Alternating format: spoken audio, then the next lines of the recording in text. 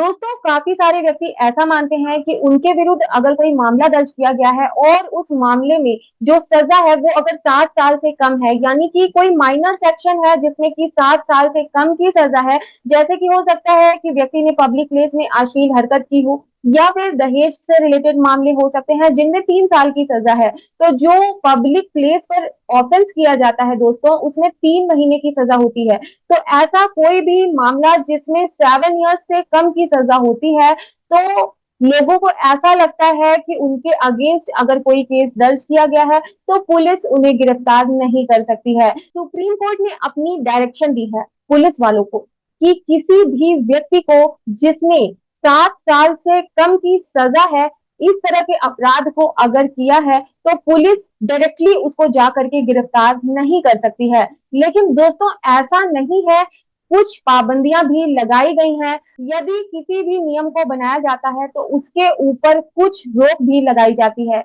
कुछ ऐसी शर्तें भी होती हैं जो कि फॉलो करनी होती हैं। ऐसा नहीं होता है कि व्यक्ति को जिसने अपराध किया है, भले ही छोटा अपराध किया है, उसको पूरी तरीके से आज़ाद छोड़ दिया जाता है। कोई भी व्यक्ति उसका अगर आज़ाद छोड़ दिया जाएगा उसको, उसके ऊपर किसी भी तरीके का कोई प्रेशर नहीं बनाया जाएगा, कोई नियम कानून नहीं बनाए जाएँगे, तो वो व्यक्ति जो है वो अपराध भले ही छोटा ही क्यों ना हो, अपराध करने के बाद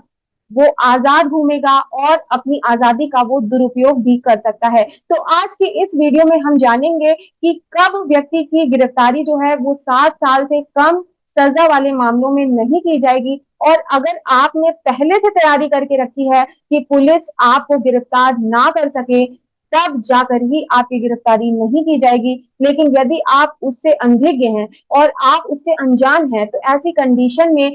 आपकी तुरंत गिरफ्तारी हो जाएगी, चाहे सेक्शन कितना भी छोटा हो, चाहे आपने कितना ही छोटे टाइप का क्राइम किया हो, आपकी गिरफ्तारी तुरंत की जाएगी। तो आज की इस वीडियो में हम जानेंगे इसी बारे में। तो दोस्तों, वीडियो को स्टार्ट करने से पहले आपसे मेरी रिक्वेस्ट है कि अगर आपने अभी तक हमारे चैनल को सब्सक्राइब नहीं किया है, तो ऐसी ही और वीडियोस देखने के लिए हमारे चैनल को तुरंत सब्सक्राइब कर लीजिए। साथ ही बेल नोटिफिकेशन बटन को भी जरूर प्रेस कर लीजिए ताकि फ्यूचर में आने वाली वीडियोस का नोटिफिकेशन आपको मिल सके। इन केस अगर आपको किसी भी तरीके की लीगल हेल्प चाहिए तो डिस्क्रिप्शन बॉक्स में डिटेल्स आपको मिल जाएंगी, आप हमसे कॉन्टैक्ट भी कर सकते हैं। दोस्तों, जब पति पत्नी के बीच में किसी भी तरीके का मैरिटल डिस्प्यूट होता है, तो अक्सर ऐसा देखा जाता है कि उनके बीच में अंडरस्टैंडिंग नहीं होती है। अगर पति और पत्नी के बीच में किसी तरीके की छोटी-मोटी लड़ाई भी हो जाती है और वो बड़ा रूप धारण कर लेती है, तो पत्नी जो है वो सीधे पुलिस स्टेशन में चली जाती है और पुलिस स्टेशन में जा करके वो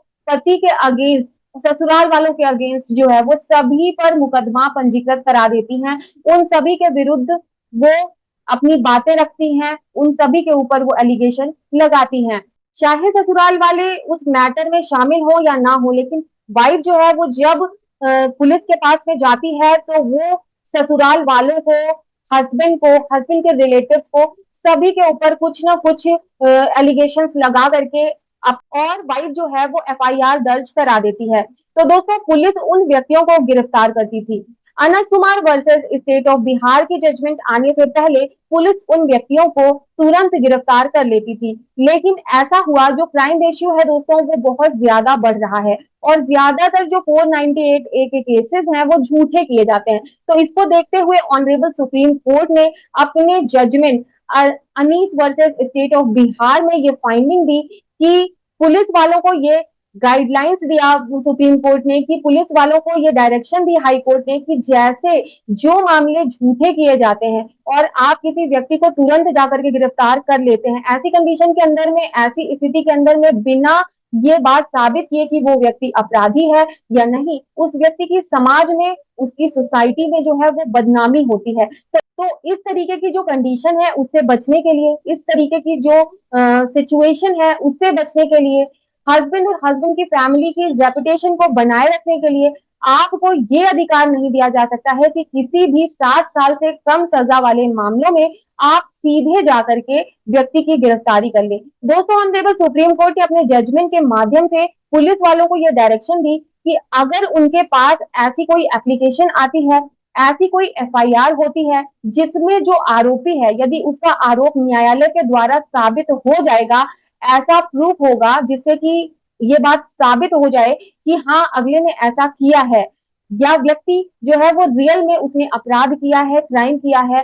तो जो एफआईआर करवा रहा है उसके पास में सपोर्टिव डॉक्यूमेंट्स प्रॉपर होने चाहिए। साबित हो जाने के बाद उस व्यक्ति को कोर्ट के द्वारा 7 साल से कम की सजा दी जाएगी। तो ऐसे मामलों के अंदर जिसमें इस तरीके की बात हो कि हाँ कोई व्यक्ति जो है वो किसी के ऊपर कोई बात कह रहा है जिससे उसकी सामाजिक छवि जो है वो खराब हो जाएगी, तो ऐसी सिचुएशन में जिसमें कि ऐसे मामले की जिसमें सजा जो है वो 7 साल से कम की होनी है, तो इस तरीके के मामलों के अंदर पुलिस जो है वो सीधे गिरफ्तार नहीं कर सकती है। पुलिस को पहले 41 सीआरपीसी का नोटिस सर्व करना होगा, उसके बाद आप उस व्यक्ति को गिरफ्तार कर सकते हैं। यानी कि सुप्रीम कोर्ट ने ऐसा पुलिस के लिए कहा कि पुलिस 7 साल से कम सजा वाले मामलों में डायरेक्टली गिरफ्तार नहीं कर सकती है व्यक्ति को। 41 सीआरपीसी का नोटिस पुलिस सर्व करेगी, उसके बाद में पुलिस उस व्यक्ति को गिरफ्तार कर सकती है। तो दोस्तों सुप्रीम कोर्ट ने इस जजमेंट में जो बात कही, तो इसी के कारण लोगों को ये लगता है कि 7 साल से कम सजा वाले मामलों में पुलिस जो है वो किसी को भी गिरफ्तार नहीं कर सकती है। लेकिन मैं आपको बता दूं कि अगर वो व्यक्ति विवेचना में सहयोग नहीं कर रहा है, यानी कि पुलिस के साथ में कोऑपरेट नहीं कर रहा है, पुलिस जो इन्वेस्टिगेशन कर रही है उसमें वो व्यक्ति किसी भी तरीके का कोई सपोर्ट नहीं कर रहा है, पुलिस 41 सीआरपीसी की नोटिस सर्व कर रही है, वो व्यक्ति उस नोटिस को भी नहीं ले रहा है, वो व्यक्ति प्रेजेंट नहीं हो रहा है, तो ऐसी कंडीशन के अंदर पुलिस को ये राइट मिल जाता है कि वो उस व्यक्ति को गिरफ्तार कर सकती है, चाहे सेक्शन कितना ही छोटा क्यों ना हो। माइनर से माइनर सेक्शन में भी अगर व्यक्ति जो है वो कोऑपरेट नहीं करता है, अगर 41 सीआरपीसी का उसको नोटिस जाता है वो रिसीव नहीं करता है, रिसीव करने के बाद भी अगर वो नहीं आता है, किसी भी तरीके का कोई कोऑपरेट पुलिस के साथ में नहीं करता है, तो ऐसे में कितनी ही कम सजा वाला मामला क्यों ना हो, व्यक्ति को पुलिस गिरफ्तार कर सकती है। लेकिन दोस्तों कई बार ऐसा भी होता है कि पैसे के बलबूते पर पुलिस जो है वो अपोजिट पार्टी से मिल जाती है। दोस्तों करप्शन इतना ज्यादा है कि दूसरी पार्टी से कई बार पुलिस जो है वो पैसे खाकर भी अगली पार्टी को गिरफ्तार कर लेती है। यानी कि पैसे खाकर भी आपके ऊपर पुलिस जो है वो दबाव बना सकती है गिरफ्तारी के लिए, और बाद में ये कह देती है कि ये व्यक्ति इन्वेस्टिगेशन में जो है वो सपोर्ट नहीं कर रहा था, इन्वेस्टिगेशन में सहायता नहीं कर रहा था। दोस्तों जिसके चलते हमने इस व्यक्ति को गिरफ्तार कर लिया है, ऐसा पुलिस का कहना होता है। लेकिन मैं आपको बता दूं कि इन सारे पॉइंट्स के बेसिस पर किसी व्यक्ति को गिरफ्तार नहीं किया जा सकता है। अगर पुलिस ये कहती है कि मुझे इस व्यक्ति पर शक हुआ, उसके बाद मैंने इसे गिरफ्तार किया, तो पुलिस को ये कारण भी बताना होगा कि उस व्यक्ति के ऊपर पुलिस को आखिर शक हुआ क्यों, ऐसा पुलिस ने क्या देखा, ऐसा आपने क्या देखा कि आपको उस व्यक्ति के ऊपर शक हुआ। केवल हवाबाजी में बात करके किसी व्यक्ति को पुलिस गिरफ्तार नहीं कर सकती है। और अगर पुलिस को ऐसा लगता है कि व्यक्ति की गिरफ्तारी दोस्तों की जा सकती है, तो अब आपके लिए मैं उपाय बता रही हूँ। दोस्तों ऐसी सिचुएशन में आपको क्या करना है, अगर आप बचना चाहते हैं गिरफ्तारी से, आपको जाना है ऑनरेबल हाई कोर्ट, और हाई कोर्ट में जाकर आप सीआरपीसी सेक्शन 438 के तहत एफआईआर की क्वैशिंग के लिए एप्लीकेशन लगा सकते हैं। और उस एप्लीकेशन में आपको ये बताना होगा कि आपके अगेंस्ट इस डेट को इस समय ये एफआईआर जो है वो रजिस्टर कराई गई है, जो कि झूठी है। उस एफआईआर को झूठा साबित करते हुए आप जो है वहां पे हाईकोर्ट के समक्ष साक्ष्य प्रस्तुत करेंगे, यानी कि एविडेंस को प्रस्तुत करेंगे। उसके बाद हाईकोर्ट के द्वारा पुलिस वालों को ये इंस्ट्रक्शन दिया जाएगा कि वो उस एफआईआर पर कोई भी कार्यवाही ना करें और उस एफआईआर को क्वैश करें। जब तक आपकी एप्लीकेशन हाई कोर्ट में पेंडिंग रहती है, जब तक उसकी सुनवाई हो रही होती है हाई कोर्ट में, तो ऐसी कंडीशन के अंदर पुलिस अधिकारी चाहे कितनी ही बड़ी रैंक का क्यों ना हो, वो आपको गिरफ्तार नहीं कर सकता है। आपको एफआईआर को क्वैश कराना होता है। दोस्तों आप अपनी एप्लीकेशन में बताइए कि मैं विवेचना में पूर्ण सहयोग करने के लिए तैयार हूं,